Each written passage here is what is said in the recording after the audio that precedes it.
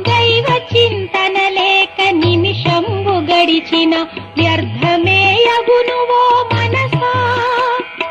సావధానుండవై ఇకనైన నీవిప్పుడు దైవాన్ని చింతించు మనసా.